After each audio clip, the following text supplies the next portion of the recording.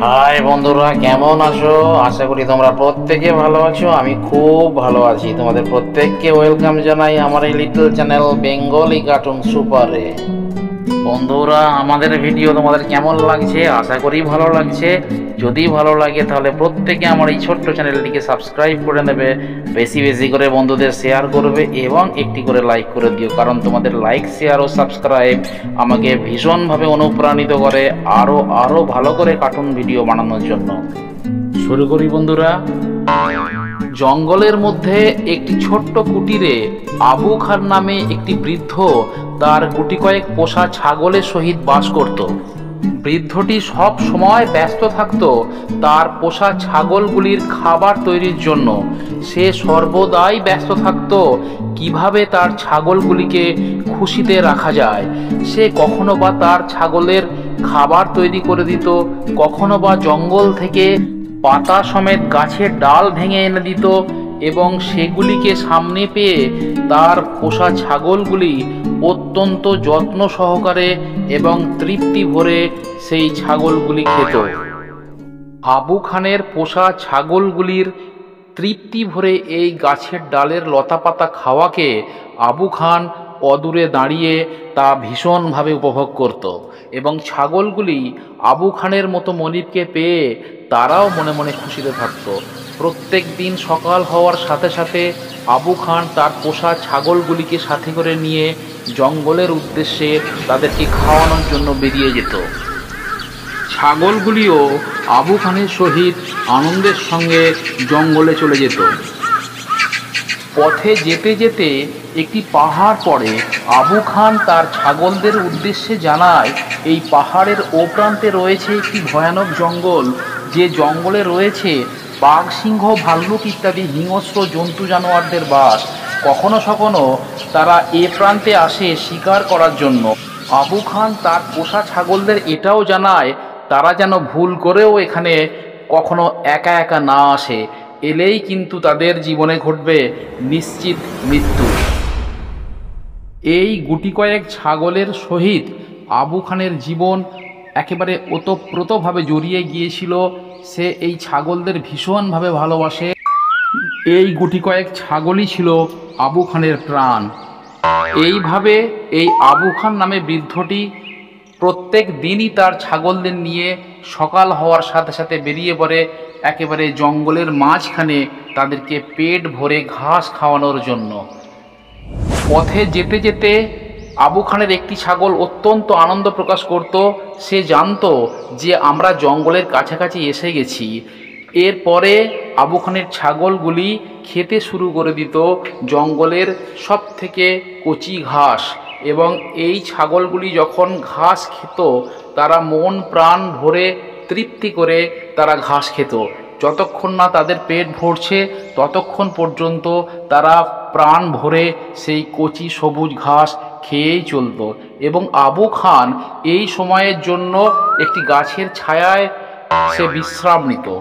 ছাগলদের খাওয়া শেষ হয়ে গেলে তারা নিজেদের মধ্যে কিছু সলা পরামর্শ, কথাবার্তা আদান প্রদান করত। ততক্ষণ পর্যন্ত আবু খান গাছের ছায়ায় নিশ্চিন্তে নিরাপদে বিশ্রাম নিত। এইভাবে আবু খান এবং ছাগলগুলির জীবনের সময় অতিবাহিত হতো একেবারে শান্তিপূর্ণভাবে। আবু খান সেও খুশিতে থাকতো, ছাগলগুলিও খুশিতে থাকতো। যখন দিনের আলো কমে গেল, বিকেল হয়ে গেল, আবু খান চলে এলো তার ছাগলগুলিকে বাড়িতে ফেরত নিয়ে যাওয়ার জন্য। ছাগলগুলিও দেখে বুঝে গেল যে তার মনিব চলে এসেছে, এবার আমাদের বাড়ি ফিরতে হবে। সাথে সাথে ছাগলগুলিও প্রস্তুত হয়ে গেল বাড়ি ফেরার জন্য। মনিব, আবু খান এবং তাদের ছাগলের দল ফিরতে থাকলো বাড়ির উদ্দেশ্যে। ঠিক সেই সময় একটি বন্য গরু স্বাধীনভাবে নাচতে নাচতে তাদের সামনে দিয়ে চলে গেল, এবং তাই দেখে একটি ছাগল বলে উঠল, দেখেছো বন্ধুরা, গরুটা কি স্বাধীনভাবে নাচতে নাচতে চলে গেল। আমারও ইচ্ছা হয় এরকম স্বাধীনভাবে নাচতে। জানো বন্ধুরা, আমার খুব ইচ্ছা হয় স্বাধীনভাবে থাকতে। তোমরা কি বলো বন্ধুরা? পরাধীন থাকতে আমার একদম ভালো লাগে না। কি বলো বন্ধুরা? এই ঘটনাটিকে দেখে ছাগলদের মন খারাপ হয়ে গেল। তারা ভাবতে শুরু করে দিল যে আমরা পরাধীন অবস্থায় আবু খানের কাছে রয়েছি, অথচ বন্য গরুটি স্বাধীনভাবে আনন্দে নাচতে নাচতে কত খেলাই না করছে। এই কথা ভাবতে ভাবতে মন ভারাক্রান্ত হয়ে আবু খানের ছাগলগুলি আবু খানের সহিত বাড়িতে ফিরে এলো সন্ধ্যা হওয়ার আগে। আবু খান ঘটনাটি টেরও পেল না। পরদিন সকালবেলায় অন্যান্য দিনের মতোই আবু খান তার ছাগলগুলিকে নিয়ে জঙ্গলের উদ্দেশ্যে বেরিয়ে পড়ল তাদেরকে ঘাস খাওয়ানোর জন্য।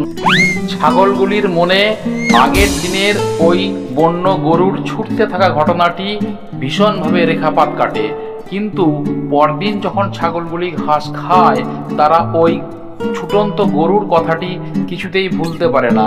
অন্যান্য দিনের মতোই ছাগলগুলি ব্যস্ত থাকে ঘাস খেতে, এবং অন্যদিকে আবু খান রোজকার মতনই গাছের ছায়ায় সে বিশ্রাম নিয়ে চুপচাপ বসে থাকে।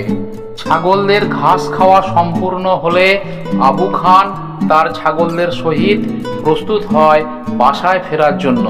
ছাগলদের মধ্যে সবসময় কথাবার্তা হয় ওই আগের দিনের স্বাধীনভাবে ছুটতে থাকা গরুর ঘটনাটির কথা। ওদিকে আবু খান কিছুই টের পায় না যে তার ছাগলগুলির মন খারাপ হয়ে গেছে।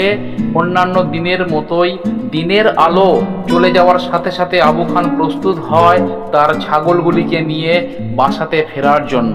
ছাগলগুলিও প্রস্তুত হয় তার মনিব আবু খানের সঙ্গে বাসায় ফিরে আসার জন্য।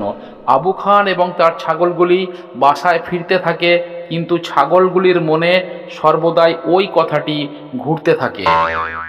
আশ্চর্যের বিষয়, আগের দিনের ওই বন্য গরুটি আজকেও ওই ছাগলগুলির সামনে দিয়ে স্বাধীনভাবে নাচতে নাচতে বেরিয়ে গেল।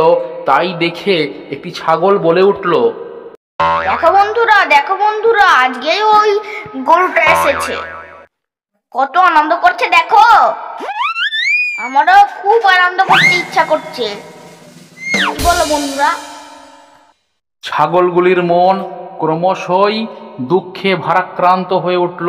তারা সর্বদাই ভাবতে থাকে যে তারা আবু খানের কাছে পরাধীন অবস্থায় আছে। অবশেষে তারা আবু খানের সহিত আবু খানের বাসার দিকে অগ্রসর হলো। আবু খান বুঝতেও পারল না যে তার ছাগলগুলির মন ক্রমশ খারাপ হয়ে গেছে। আবু খান সম্পর্কে ছাগলগুলির ধারণা একেবারে পাল্টে গেছে। তারা কেবলই ভাবতে থাকে আবু খান একটি বাজে লোক। আবু খান হয়তো মিথ্যে কথা বলে ভয় দেখিয়ে তার কাছে রাখতে চাইছে আমাদেরকে, হয়তো বা ভবিষ্যতে কোনোদিন কোনো কসাইয়ের কাছে আমাদেরকে বিক্রি করে দেবে। এই কথা ভাবতে ভাবতে আবু খানের সহিত ছাগলের দল বাসায় ফিরে এলো।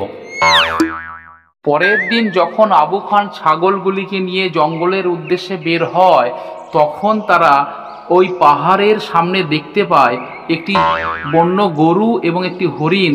তারা স্বাধীনভাবে আনন্দের সঙ্গে নাচতে নাচতে তারা খেলা করছে। এই ঘটনাটি দেখার পরে আরও আবু খানের ছাগলগুলির মন খারাপ হয়ে যায়। বন্ধুরা, তোমরা যাই বলো, আজকে আমি সিদ্ধান্ত নিয়েছি আবু খানকে ছেড়ে আজ রাত্রির বেলা চলে যাব। আবু খানের সঙ্গে থাকতে আমার একদম ভাল লাগছে না, একদম নয়। জানো বন্ধুরা, আমি স্বাধীন থাকতে চাই। তোমরা কি বলো বন্ধুরা? ঠিকই বলেছো বন্ধু, আমিও এখানে পরাধীন থাকতে চাই না। তুমি আজকে রাতের বেলা চলে যাও, কাল রাতে আমি চলে যাব। আমিও স্বাধীন থাকতে চাই, এই জীবন আমারও ভালো লাগছে না। ঠিকই বলেছো বন্ধুরা, আমিও পরাধীন থাকতে চাই না, আমিও স্বাধীন থাকতে চাই। আমরা সবাই মিলে জঙ্গলে গিয়ে স্বাধীনভাবে থাকবো। সাবধান বন্ধুরা, আবু খান যেন জানতে না পারে। ভোরের বেলা আবু খান যখন গভীর নিদ্রায় আচ্ছন্ন, তারই একটি পোষা প্রাণীর মধ্যে একটি প্রাণী আবু খানকে না বলে চুপিসারে তার বাড়ি থেকে বের হয়ে যায়। সে টেরও পেল না যে আমার একটি প্রাণী বিপদের মুখে চলে গেল। প্রাণীটি মনে মনে ভাবতে থাকলো, আমি এখন যা ইচ্ছা তাই করব। কিন্তু প্রাণীটি ভাবতেও পারছে না যে তার সামনে কত বড় বিপদ অপেক্ষা করছে। সে ক্রমশ এগিয়ে যেতে থাকলো। ভোরের আলো সবেমাত্র ফুটতে শুরু করেছে। সে অসীম সাহসে ভর করে সে সামনে এগিয়ে যেতে থাকলো। বৃষ্টিও ইতিমধ্যে শুরু হয়েছে। সে কিছু একটা পাহাড়ের ওপ্রান্ত থেকে আসার শব্দ শুনতে পেল এবং সে অসীম সাহসে ভর করে সে সামনে গুটি গুটি পায়ে এগিয়ে যেতে থাকলো এবং ভাবতে থাকলো, আবু খান বারবার এই পাহাড়কে কেন্দ্র করে আমাদের কেন ভয় দেখিয়েছে, দেখা যাক। ঠিক তারপর, তুই কে রে মূর্খ? তোর এত বড় সাহস, তুই আমার ডেরায় এসেছিস? তোর কি মরার এতটুকু ভয় নেই? অবশ্য আমিও অনেক দিন মাংস খাই না। তুই যখন এসেছিস তখন তোর স্বাদ মিটিয়ে দেওয়া যাক। সাথে সাথে বাঘটি তার শিকারকে ধরে নিয়ে মুখে করে পাহাড়ের ওপ্রান্তে গভীর জঙ্গলের মধ্যে চলে যায়, মৃত্যুবরণ করলো। কি ব্যাপার, তোমাদের আরো একজন সাথী কোথায়? ও বুঝেছি, সে আমাকে ছেড়ে চলে গেছে, তাই তো? আচ্ছা তোমরা বলো তো বন্ধুরা, আমি তোমাদের কি যত্নের ত্রুটি রেখেছি? এই জায়গাটি হলো তোমাদের পক্ষে সব থেকে নিরাপদ জায়গা। যে এই জায়গাটি ছেড়ে যাবে তারই কপালে কিন্তু মৃত্যু জুটবে। আমি তোমাদের সাবধান করে দিচ্ছি, আবারও বন্ধুরা এখান থেকে যেও না। পরের দিন সকালবেলা বাকি দুই ছাগলকে নিয়ে প্রতিদিনের মতো আবু খান জঙ্গলের উদ্দেশ্যে বেরিয়ে পড়ে তাদের ঘাস খাওয়ানোর জন্য। আজকে আবু খানের মন অত্যন্ত খারাপ। তার প্রিয় পোষা প্রাণীর মধ্যে একটি প্রাণী বাঘের পেটে চলে গেল। পরদিনই যত্নের পরিমাণ সে আরও বাড়িয়ে দিল। দূরের বাজার থেকে প্রয়োজনীয় খাদ্য সামগ্রী ছাগলদের জন্য সে কিনে নিয়ে এলো, যাতে ছাগলদের মন আরও ভালো থাকে এবং ছাগলগুলি তাকে আর না ছেড়ে যায়। এমনকি বৃষ্টির মধ্যেও সে গাছের লতাপাতা যুক্ত ডাল ভেঙে এনে ছাগলদের দিতে থাকলো, যাতে ছাগলরা খেয়ে সবসময় তরতাজা থাকে। কিন্তু হায় বিধাতা, এ কি হলো! গভীর রাতের বেলায় আবু খান যখন ঘুমাচ্ছিল তখন আরও একটি ছাগল গুটি গুটি পায়ে আবু খানের বাড়ি ছেড়ে চলে যায়। ছাগলটি যখন গুটি গুটি পায়ে সেই পাহাড়ের কাছে এসে উপস্থিত হলো, সে তখন সীমাহীনভাবে আনন্দের প্রকাশ করছিল, কিন্তু সে ভাবতেও পারছিল না যে তার সামনে কত বড় ভয়ঙ্কর বিপদ অপেক্ষা করছে। ঠিক তখনই ছাগলটি সামনাসামনি হয় একটি বাঘের। এতক্ষণে ছাগলটি বুঝতে পারে যে সে জীবনে কত বড় ভুল কাজ করেছে আবু খানের কথা না শুনে। তারপর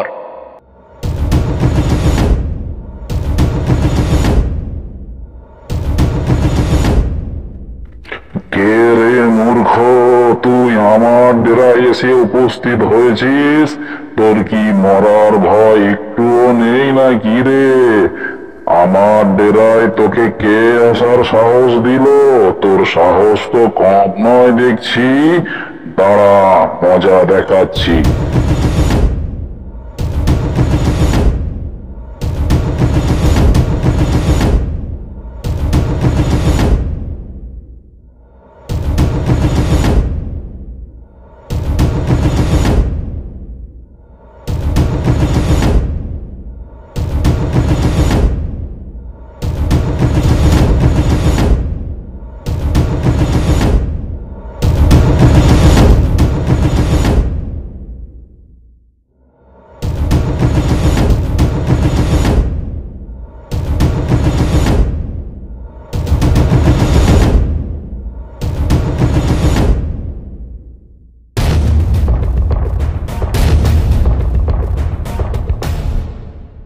দ্বিতীয় ছাগলটিও বাঘের পেটে চলে গেল। বন্ধুরা, আজকের ভিডিও আমাদের এই পর্যন্তই। ভিডিওটি কেমন লাগলো বন্ধুরা? আশা করি তোমাদের ভালো লেগেছে। বন্ধুরা, আবু খানের 3 নম্বর ছাগলটি কি শুনবে আবু খানের কথা? তার ভবিষ্যৎ পরিণতি কী হবে জানতে হলে আমার এই ছোট্ট চ্যানেলটি অবশ্যই সাবস্ক্রাইব করুন, সঙ্গে থাকুন। দেখা হচ্ছে পরের ভিডিওতে। টাটা।